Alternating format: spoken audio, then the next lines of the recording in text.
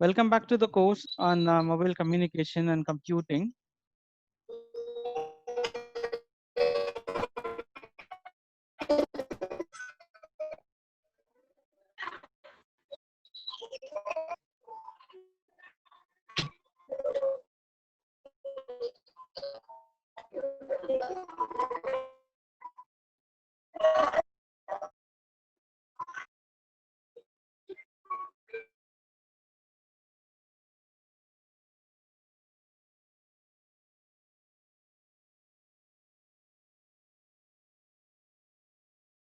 Am I audible now?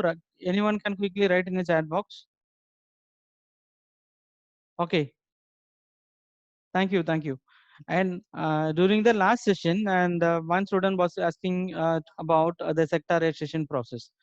Basically, the cell we discussed about the different parameters, how the shape of the cell, which will be the optimum cell or the optimum size of the cell through which maximum number of users could get serviced, or else the distance between suppose if the base station is placed in the center, and how far the distance could be covered, right? When we place the circle, or when we place the hexagon inside the circle, so that will be the best geographical location for a cell. So when we talk about the sectorization, basically, so here the geographical location is suppose let's assume that this is the central part where we placed a base station. Base station in a single term or EC term, I could say that it's a tower, what we used to see in a roadside, right? That is called a base station, right? This base station, right, omnidirectional in nature, that provides a 360-degree coverage around where it is placed, right? Now when we talk about in some places, all the 360, I mean radiating the signal in all 360-degree as a equal amount of energy, that is very difficult, or it is practically it is not possible, right? In that cases, in some direction, always the no we used to say lobe, right? More lobe, which will be that the intensity will be high. In some places only the radiation pattern will be very less, right? To avoid that, no, we are going for the sectorization process. When we talk about the sectorization, now I was talking about, let's assume this is only one cell. This cell, which which covers a 360-degree. Suppose instead of placing a single base station or a single antenna, what they are trying to do is that they are dividing the cell into three sectors. So you can find that the cells which are colored three different colors: green, blue, and then this light orange, right? So all these three part which you are calling as a sector: sector 1, sector 2, and then sector 3. So entire 360-degree region, which was divided into three sectors, and each 120-degree region, which is called a sector: sector 1, sector 2, sector 3. In that cases, instead of using a single omnidirectional antenna, the idea was to replace omnidirectional antenna, omnidirectional antenna, and they are trying to use directional antennas. The directional antennas, see, basically there are two types of antennas: omnidirectional antenna and then directional antennas.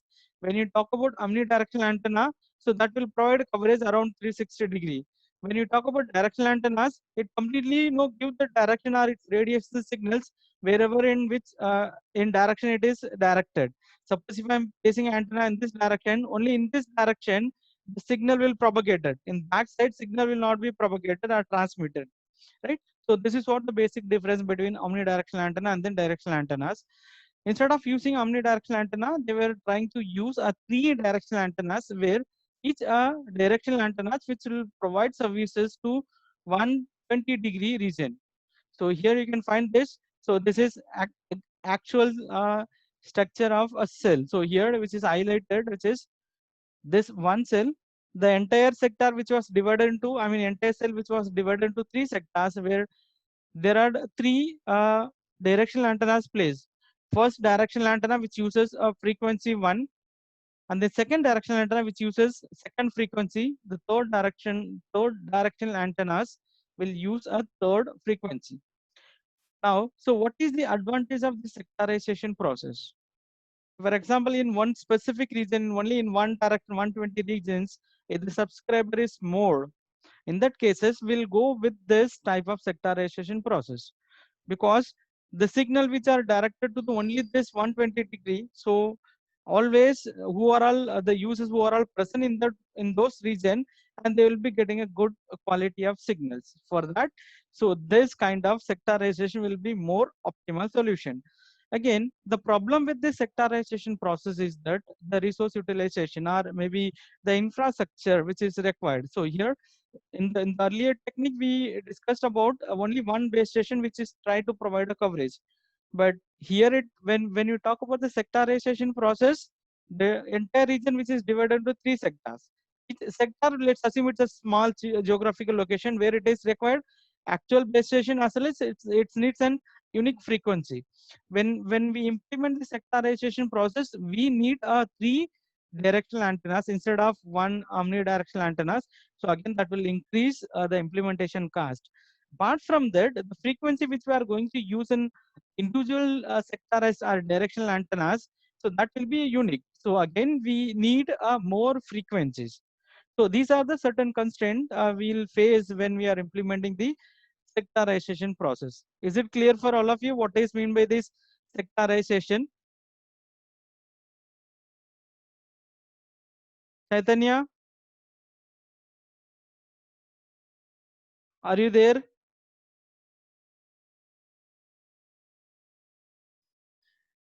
Okay. However, it's clear for all of you, and we'll jump into the actual topic which we supposed to decide, are supposed to discuss now.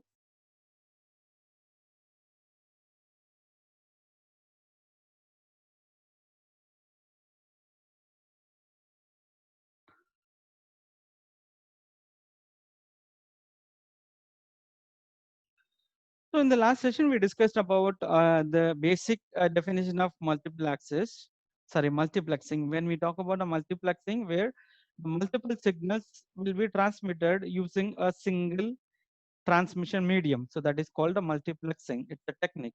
When we use the multiplexing technique in order for transmitting data, and if you are using this technique, that is called a multiple access, right? So we discussed about different analogies, IV analogy, as well as group of people who are in a public auditorium or in a specific geographical location, maybe the room or hall, right? And how they can have the communication with others without having the interference or without disturbance with the others, right? We discussed about different scenarios as well as solutions we proposed, right? And later we discussed about there are four dimensions of multiple access. Out of that, the first one is that space division multiple access, and the second one is that frequency division multiple access, and the third one is the time division multiple access, and the fourth one is that the code division multiple access. Out of that, the first one is the space division multiple access. In that, uh, the geographical location will be divided, or the entire region will be divided based on the states, right? And the subscriber who all belong to one geographic location, and they will be using a specific frequency or specific resources. All the subscriber or all the users, they will be allocated depends on the region where they are belongs to. So that is called the space division multiple access. Now, when we talk about the frequency division multiple access, so here we were discussing about what is meant by the frequency. Frequency means again the signal, how many times the signal which the cycles are repeated in the particular time unit, right?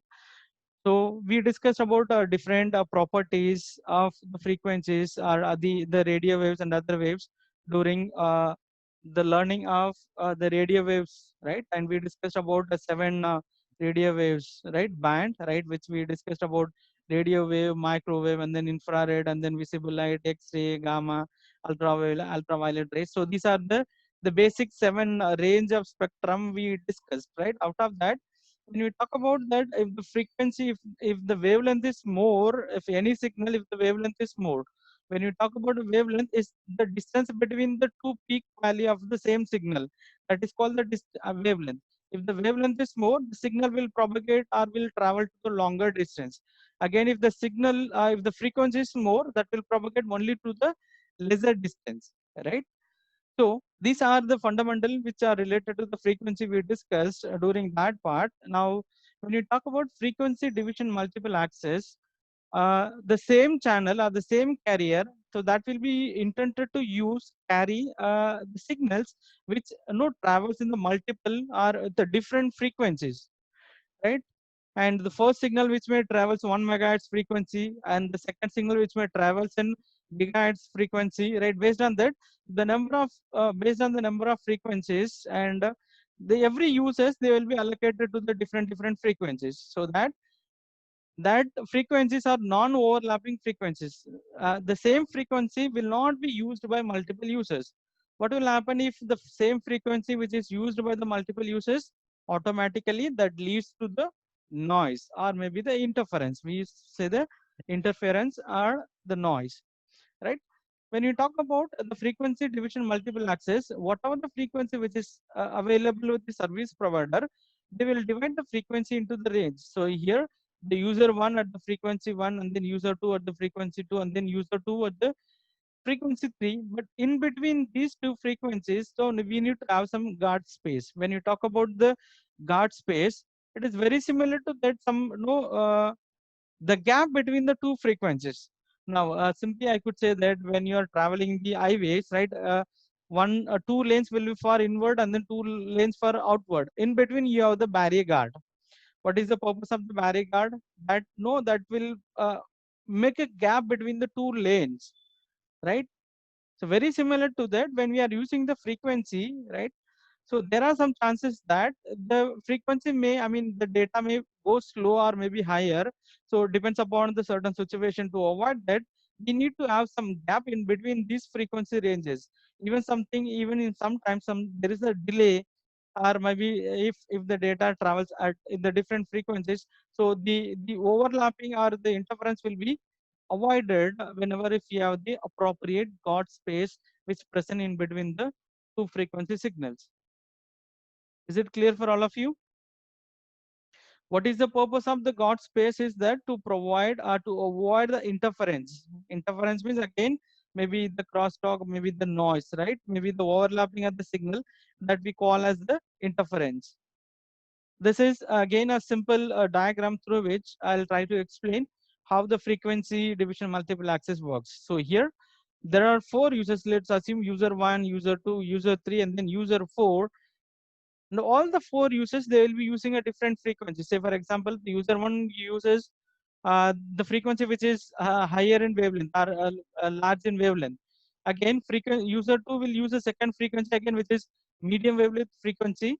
Again, user 3 will use the little short wave frequencies. Again, so here, the user 4 who is using the high wave frequencies, right? So depends upon the frequency signal, every user will be allocated might be small deviation or small frequency. Speed will vary from one frequency to other frequency. By the way, every user they will be allocated to use a unique frequencies. Now, when we talk about what is the problem with the frequency division multiple access, that see the frequency which is allocated to any subscriber or any network operator, which is very limited. For that also they need to pay crores and crores of money, and that is going to be very limited. But so if really if they are allocating this frequency with every user's unique frequency, again, so that will increase the computation as well as their operational cost. Instead that, what they will be doing is that along with that some other technique, they will do some improvisation with this frequencies. The first thing is that allocation of frequencies using the fixed division multiple access. So this is very similar to that what we discussed in the cellular system part 2. We discussed about a fixed channel allocation, dynamic channel allocations.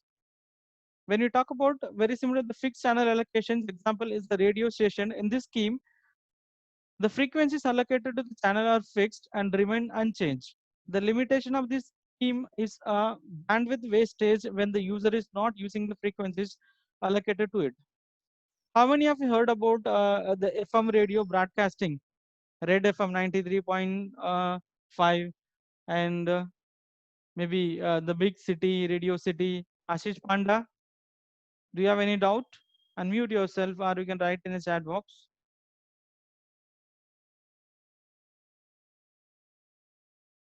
Is it possible to have a multiple frequency in one signal? See, actually, The thing is that, see, the frequency normally when we talk about any data, what suppose if I am speaking that data, no, the user, see, the mobile device will select the frequency, the data will embedded with the frequencies, right? So it is not possible that so the data will not be mixed with the multiple frequencies. Suppose if I am the users, I'm using this phone, right, from my mobile, depends upon the available frequency, whatever the data which I'm trying to transmit, all the signals, all the data, so that will not transmitted only with this frequency. The radio waves, along with the radio waves, my data or information that will be transmitted on the specific frequency. Is it clear?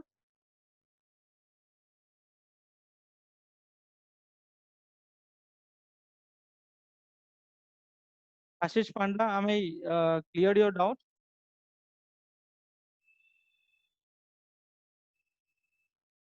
I'm waiting for your reply to proceed further. Ashish Panda.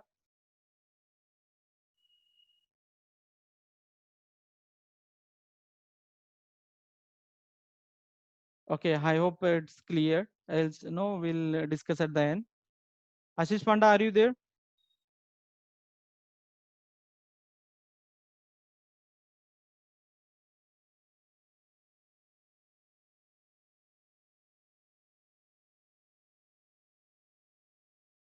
Okay, and you might have heard about that the whenever you are hearing the FMs, right? They will be selling the 93.5 red FM and then 92.7 big city, big FM, right?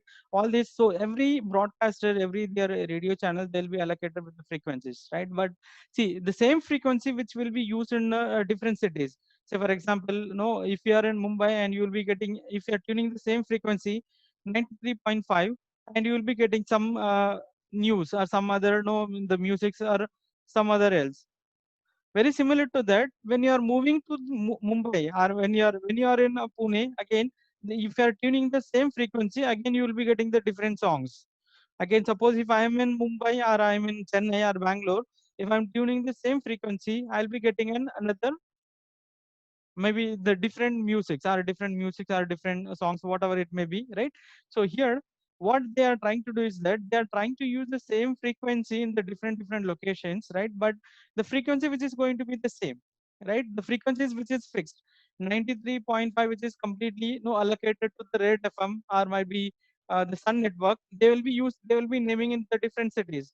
In Chennai they will be using for no no Suryan FM, and in Mumbai they are using a Red FM. In Pune they'll be using different names.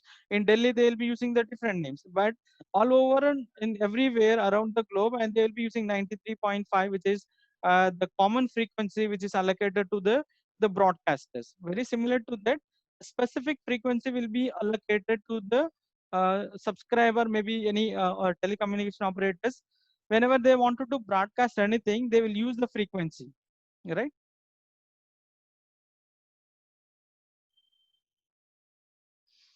Now, again, the variation of this, in the first one, we discussed about fixed frequencies, irrespective of whether they are operating in the frequency or not, irrespective of their utilization. The frequency which is going to be common, whether they use or whether they may not use, 93.5, which is completely fixed for red FM. Again, when we talk about demand-driven frequency division multiple access, so it depends upon the load or depends upon the usage. The frequency will be dynamically allocated. Very similar to that in the telecommunication cells. Again, this is another variations. Frequency assigned to the channels can be same for the whole time. So here it depends upon the very similar to the first one. So again, so here these are the fixed channel allocations. Again, when you talk about the frequency hopping, right? The frequency assigned vary at the different interval of the times. So here, I was talking about the time interval, right? Time division multiple access. When you talk about the time division multiple access, one user's data will be transmitted on the particular time slot. Again, second user data will be transmitted at the particular time slot. Very similar to that, here they are going to combine with that the frequency as well as time division multiple access. And so in every time second, and the frequency which is going to be vary, right? The first frequency will be transmitted at the first signal, and the second frequency will transmit at the second time slot. By the way, so here this frequency division multiple access, and no, again with the help of that, the time division multiple access, the frequency hopping which will be carried out. This is another concept. Next, we'll discuss about advantages of the frequency division multiple accessing with the frequency hopping. Right. So here you can see that the different units are different data units, right, which based on the frequencies. So here the first data which is colored in the pink, which is travels at this frequency, again in the yellow packet which are transmitting the different frequencies, as well as the green packet which tries to travel in the different frequencies, all the with respect to the time as well as the frequencies, right, or depends upon the frequency as well as the time, right, the data which are going to be transmitted on the specific frequencies. Now there are some other calculations, right, which we will be used for the further understanding. Let me talk about the total bandwidth. Bandwidth is that the specific frequency band which is allocated to the telecommunication operators, right? It may be in the megahertz or it may be the gigahertz.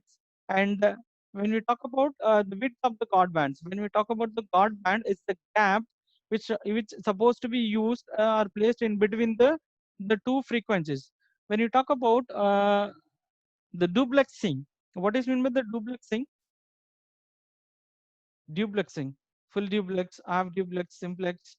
When you talk about frequency division duplexing, in that cases, right, the specific frequency will be allocated for uplink as well as downlink. What is meant by this uplink? Whenever the user is trying to transmit its own data from mobile station to the base station, that is called an uplink, right, from mobile station to the base station. Whenever if the data which comes from the base station to the user, that is called a downlink. This for the uplink they will be using a separate frequency, and for downlink they will be using a separate frequencies. In between these uplink as well as downlink frequencies, there should be some gap. That gap is called a guard bands. Right now, CH, which is going to be referred as the bandwidth of the single radio channel. Based on these parameters, now we can calculate that the number of channel which is based on that B minus 2G and followed by the number of channels. So with the help of the channel, we can easily find out the number of channel which can be availed with the help of this, the frequency division multiple access. So this is what I was explaining. Suppose if we talk about GSM, GSM will be discussing under the second module. Soon we will start that, right? Again, when you talk about the GSM, so this is one mode of GSM 1900. There are two variations in the GSM. I hope you remember that GSM 1800 and GSM 900. When you talk about GSM 900, which uses GSM 900 megahertz frequencies, for uplink it uses around 890 megahertz. Again for downlink it uses 925 megahertz. So this the variation which is called GSM 900, and as I mentioned, for uplink, again, it is going to use a separate frequency. And then for downlink, which is going to use a separate frequency. And in between these frequency, now there should be some gap. That unutilized frequencies, that is called a guard band. So this is what, again, the frequency range, right? As I mentioned, right? Both uplink and then downlink, which is divided into 124 channels of 200 kilo. This the calculation which may vary depends upon the channel which is available by the telecommunication operators, right? And they will be dividing the complete channel with C. The available channel or the available frequency, so that will be divided into sub frequencies, right? Sub channels. Now, based on the number of channel which is available, number of frequencies, and they will be along with the guard band, they will be considering as the guard band between the frequencies, and they will be calculating the number of channel which could be used for the communications other than the guard bands allocations. Suppose if again, so these are some calculations for uplink. If they are using 890 megahertz, right, and plus 0.2 and multiplied by the number of uses, number of channels. Again for downlink, it is 935 megahertz plus and 0.2 and followed by multiplied by n, which is in megahertz, where n is the number of channels. If we are doing the simple calculation, So this will be used whenever if you wanted to find out the number of channel which can be used when if the telecommunication operator we get these frequencies. Now this is again another diagram. So here we can find out the difference between the different guard bands. So here this is this is the frequency range which is used for uplink as well as downlink. So here there are 124 channel which is allocated from 819 frequency to 915. So this is used for uplink. Now this is used for downlink. And whatever the frequency which is range from 890 to 915, all these frequency which are divided into 124 channels. Again this uplink or the downlink channel which will be divided into again 124 channels.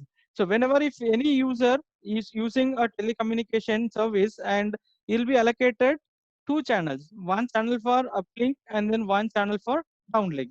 So both the channel which will be allocated to the users in order to establish a duplex communication where the uplink will be transmitted or uplink will take place in a separate channel and then downlink will take place in a separate channel. But in between these two channels and there will be the gap that is called a guard band, right?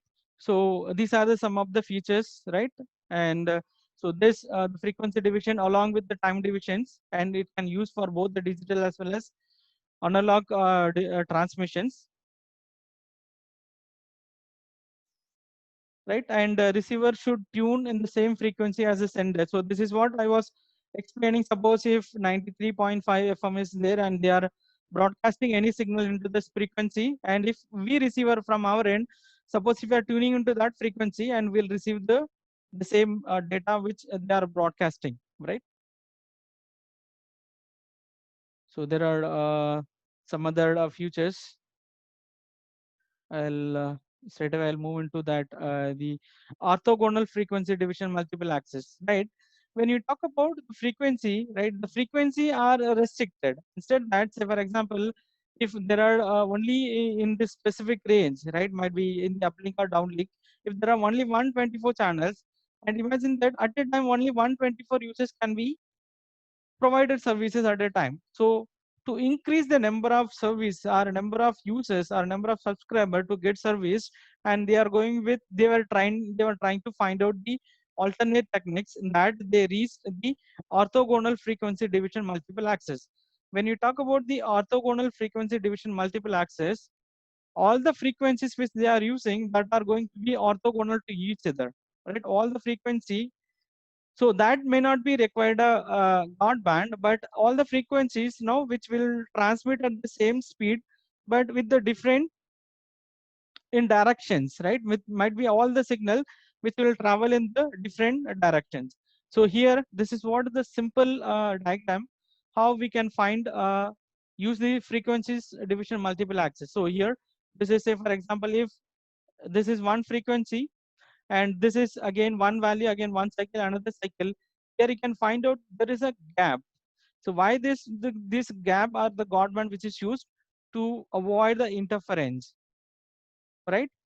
So in that cases, when we use the orthogonal frequency division multiple access, right, where the signal, all the signal, if there are more than one signal they are trying to transmit at a time, all the signal which are orthogonal to each other. When we talk about the orthogonal, right, perpendicular to each other, right? So there should not be any correlation or there should not be any interference between those signals which are transmitting, even though if they are transmitting at the same frequency, right? So this is what the concept behind orthogonal frequency division multiple access.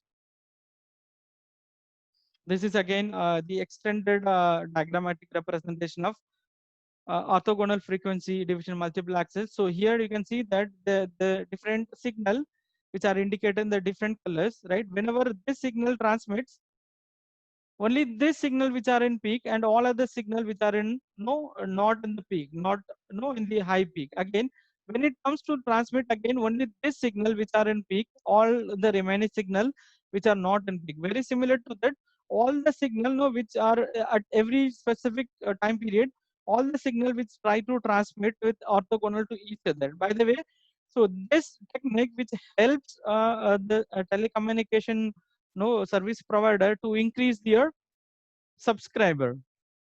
This is again the simple concept which is behind the orthogonal frequency division multiple access. Is it clear for all of you, or frequency division multiple access? When you talk about frequency division multiple access, the same carrier will be used for multiple users, but every users they will be allocated to the unique frequencies. That is called a frequency division multiple accessing, right? In that we discuss about different variations. The third technique which we are going to discuss is that time division multiple access. As I already have quoted, right? When we talk about the time division multiple access, so this can be used with the combination of space division multiple access, maybe with the frequency division multiple access, right? Again, when we talk about the time division multiple access, if there are 1,000 users in this trying to access a common channel, every 1,000 user or every users, they will be allocated to the specific time slot, and those users data will be transmitted only in this specific time slot. So here you can find this. This is user 1 data, user 2 data, and then user 3 data. After that user 3 data has been transmitted, again the cycle will repeat. Again user 1 data, user 2 data, and then user 3 data. Maybe this for 1 second, again second, third second, again. So that will be repeated for 4, 5, 6 again. So this pattern will periodically repeat. So here every user or every subscriber will get a chance to transmit their data using every periodic interval. Is it clear? This is again a diagrammatic representation along with the frequency division multiple access. Here I was explaining about that every user they will be allocated to the different frequency when we use a frequency division multiple access. Along with that, when we impose the time division multiple access, now the user one who uses this different frequency and his data or signals that will be transmitted in the first time slot, maybe first 5 seconds. Again, second user's data will be transmitted at the second 5 seconds. Next 5 seconds using this the frequency which is allocated to them. Right? Again, the third user's data will be transmitted in the next 5 seconds or third 5 seconds based on the frequency which is allocated to the user 3. Very similar to that, along with the frequency, the time division multiple access which helps to transmit your user signal using the specific time intervals. So this is what the logic behind the time division multiple access. Do you have any doubts so far whatever we discussed? If you have any doubts, you can write in the chat box or you can unmute and you can post your queries.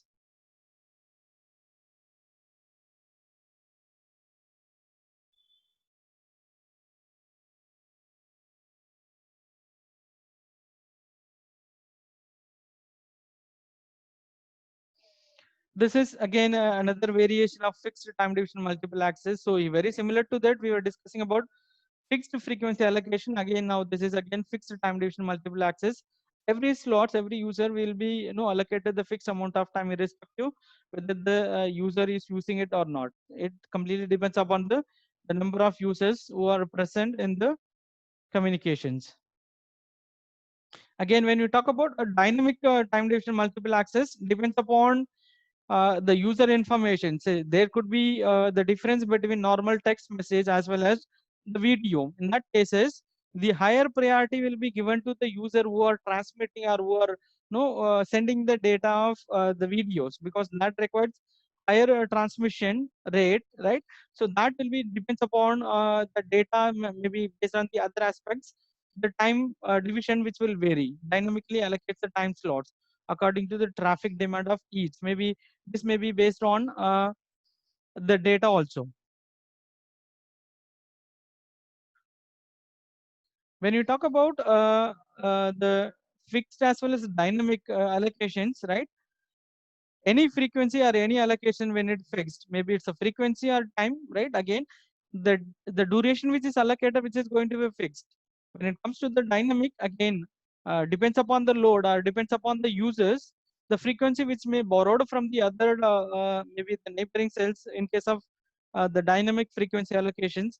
Again, when it comes to the time division multiple access, which is dynamic, in that cases also depends upon the data, depends upon the traffic, right? Again, the time division or the time will be dynamically, which will allocate the time to the users to broadcast their data, right? Again, uh, a simple calculation which is related with the time division multiple access, right, based on the number of channels and then the slices. Here, the slices are the small units, maybe the data which is transmitted at any particular time unit, maybe 2 seconds or 5 seconds. That is called the TDMA slice. Next, we'll start with the code division multiple access. Now, when we talk about the code division multiple access, right, all the users use the complete bandwidth for whole time, but how these users can be separated is that the separation is achieved by assigning each channel its own code. So that means that every users, they are going to be allocated with the channels. All of you wrote your attendance in the chat box. Don't forget to write the attendance in the chat box. Less than a minute remaining.